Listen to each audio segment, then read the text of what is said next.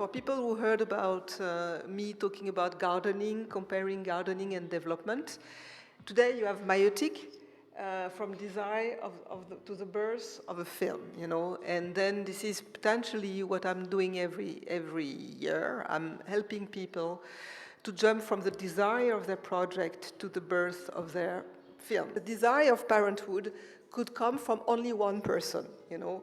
Most of the time in our countries, it comes from the director, you know, and the director or is a good writer and he starts writing before he meets another writer, a co-writer and a producer, or he doesn't really like it, but what can he or what can she do?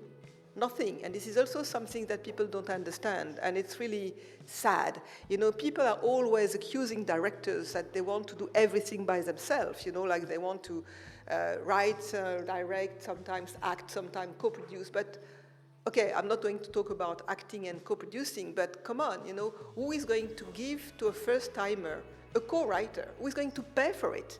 No one. So you have to face the fact that if you want to direct, you will have to write. A midwife is trying, first of all, to reassure you.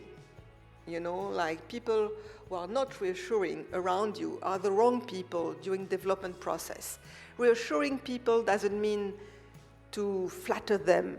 Definitely, you know, you need to challenge people, but you need to be, let's say, not protective too much, but to reassure people. That's a point, you know, like nobody has a right to scare you when you start writing, you know.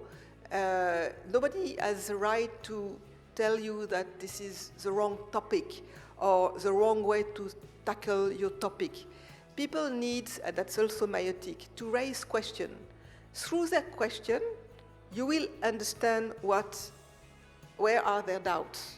What is good for you is to have somebody that you can rely on and was more experienced than you, definitely, because you can question in many ways, because if somebody has been through 20 development, of course he has more tips to give you than somebody who did only once, but it's quite obvious.